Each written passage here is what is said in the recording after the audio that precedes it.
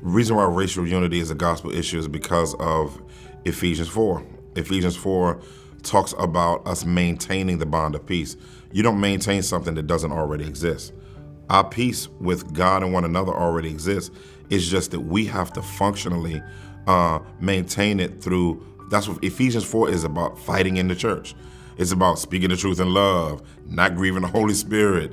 All of these different hard things that we need to work through has already been done through Jesus Christ. We just need to work from the vantage point of the bond of peace that he created on the cross.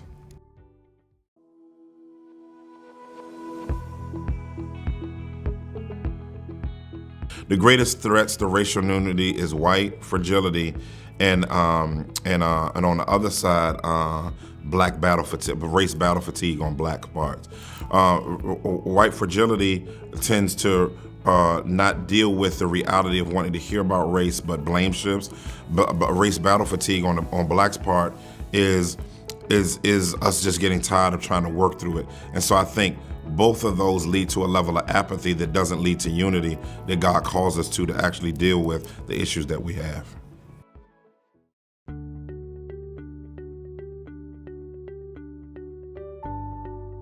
The life of Dr. King has influenced me in the greatest areas in perseverance.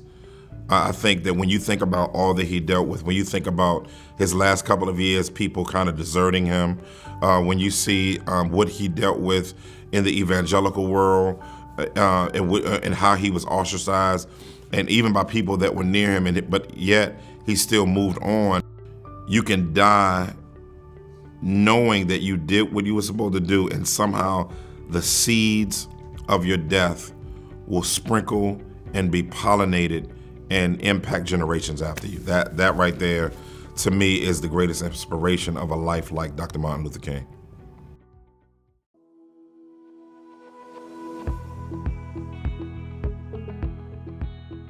It's really not one, it's the balance of two, grace and justice. And working through the need for justice, you have to have grace, because in fighting for justice, if you don't have loving grace, balancing your view of justice, you'll become bitter. And so having them on the scales, fighting the tension of loving people, being gracious to people, yet speaking truth and challenging it. You want to speak the truth in love so that it's not done without love and turns into condemnation, but you want it with love to be edification. So I think in this season, that's a huge deal for me to remain, hopefully in some ways, balanced or living in the tension of fighting the reality for justice and mercy to embrace.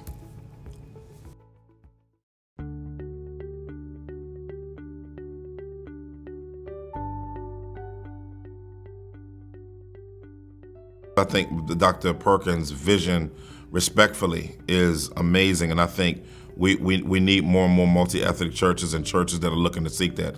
I think that one of the things with, and not talking about him, but just some of the things we planted 22 churches across the globe. And so the churches that we have stateside, the 8 that we have stateside, are multi-ethnic. And one of the things that you have to be careful of in multi-ethnic churches is that minorities don't lose. And what happens sometimes in multi-ethnic churches is they become that everybody gathers around white culture, and then what happens is white culture is seen as the universal solvent or the norm and not a culture. And so all the other cultures become ethnic cultures, assuming that white culture isn't a culture.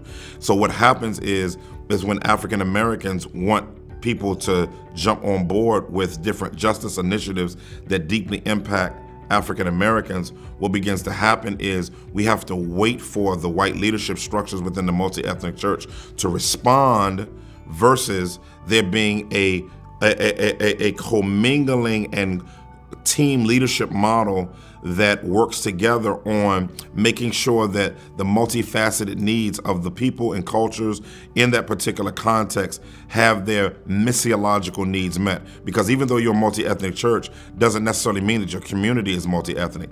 And so those different zones and targets of those different ethnicities and economic and generational differences need specific missionaries into those specific places, which means the church needs to sort of be the concentrate to develop those missionaries and nurture those missionaries so that as the church gathers, we encourage one another in a good pep rally and equip one another, but scatter into our specific places throughout the regions and cultures that aren't multi-ethnic, that's closed off to different people groups, and use our strength, our education, our privilege, and the power of God to invade all of these different areas and bring down structures that come against what God wants us to do.